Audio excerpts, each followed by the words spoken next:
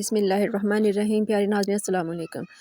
جہاں بھی رہیں خوش رہیں، آباد رکھیں اور دعاؤں میں سب کو یاد رکھیں اور سب کے لیے دعائیں خیر کرتے رہیں۔ ناظرین، ہم بات کر رہے ہیں ڈرامہ سیریل مائری کے نیکسٹ ایپیسوڈ پہ،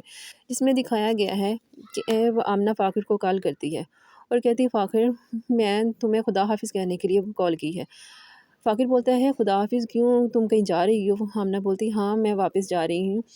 میرے امتحان بھی قریب ہے اور میں مزید یہاں نہیں ٹھہر سکتی ہوں اور میں چاہتی ہوں کہ میں واپس جاؤں اور اپنے اچھے سے اپنے جا کر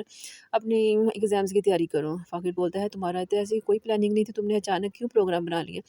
اب آمنہ کہتی ہے کہ نہیں، اچانک نہیں، میری مما بھی نہیں چاہتی کہ میں مزید یہاں ٹھہروں کیونکہ میری پڑھائی کا بہت حرج ہو رہا ہے فاخر، اس لیے میں واپس جا رہی ہوں۔ فاخر بولتا ہے مجھے لگتا ہے آمنہ کہ تم میری ماں کی باتوں کی وجہ سے ہرٹ ہوئی ہو۔ دیکھو میں ان کی طرف سے معافی مانگتا ہوں تم سے، تم یہ اپنا فیصلہ بدلو، کچھ دیر جہاں ٹھہر جاؤ تاکہ مجھے تمہاری مدد کی ضرورت ہے۔ آمنہ بولتی نہیں، مجھے آنٹی کی باتوں سے کوئی تکلیف نہیں ہے، انہوں نے جو کہا وہ ان کے خیالات ہیں، کیونکہ ہمارا معاشرہ ہی ایسا ہے، ہمارا معاشرہ لڑکی اور لڑکے کی دوستی کو غلط قرار دیتا ہے، گندی نگاہ سے دیکھتا ہے، اس لیے میں نہیں چاہتی کہ میری وجہ سے تمہارے گھر میں کوئی فساد ہو اور تمہاری وجہ سے کوئی میرے گھر میں، تو اس لیے بہتر ہے کہ ہم دونوں ایک دوسرے سے دور رہیں۔ دوسری طرف یہ بھی دکھایا گیا اس ڈرامے میں کہ حبیب آتا ہے اپنی ساس کے پاس اور کہتا ہے ماں جی میں بہت شرمندہ ہوں، میں نے ماضی میں بہت غلط کیا سب کے ساتھ، خاص کر عائشہ اور اپنی بچیوں کے ساتھ، اب میں آپ سب سے معافی مانگنا چاہتا ہوں اور سب پہل میں آپ ہی سے کر رہا ہوں۔ بولتی ہے اس کی ساتھ کہ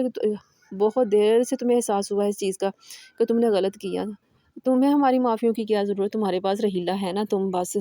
رہو اس کے ساتھ سکون سے زندگی بسر کرو، تمہیں ہماری اب کیا ضرورت پڑ گئی عائشہ اور بچیوں کی۔ حبیب کہتا ہے ماں جی مجھے وہ شرمندہ مت کرے، رحیلہ کی اصلیت میں جان چکا ہوں، رحیلہ نے مجھ سے سب کچھ چھین لیا، میری ماں چھین لی اور میرا بچہ بھی چھین لیا، تو اب وہ میری زندگی سے جا چکی ہے، میرے دل میں اس کے لیے کچھ نہیں ہے۔ عائشہ کی ماں بولتی ہے حبیب ہم یہ نہیں کہتے کہ تم اسے چھوڑو، لیکن تم جو پہلے کر رہے تھے وہ غلط کر رہے، تمہیں جس کا مقام تھا اسے اس کی حیثیت دینی چاہیے تھی، تم صرف ایک رحیلہ کو ہی لے کر بیٹھے ہوئے تھے، اب چلو دیر سے صحیح، صبح کا بولا اگر شام کو گھر آ جائے تو اسے بولا ہوا نہیں کہتے۔ حبیب کہتا ہے ماں جی میں آپ سے یہ کہنا آیا تھا کہ میں عائشہ سے بات کرنے سے پہلے آپ سے بات کرنا چاہتا تھا کہ آپ عائشہ کو سمجھائیں اور میں ان سے معافی مانگوں اور وہ مجھے معاف کر دے، یا اگر میں ایسے سے بات کروں گا تو وہ کبھی مجھے معاف نہیں کرے گی۔ عائشہ کی ماں کہتی ہے نہیں، اگر تم دل سے معافی مانگو گے تو وہ تمہیں ضرور معاف کر دے گی، تو اب میری بیٹی بھی دل کی بہت صاف ہے۔ حبیب کہتا ہے ہاں یہی تو مجھ سے غلطیاں ہوئی ہیں کہ میں ایک اچھی اور نیک سیرت عورت کو پہچان ہی نہ سکا، میں صرف شکل اور حسن کے پیچھے چلا رہا اور بہت نقصان اٹھایا ہے میں نے۔ اب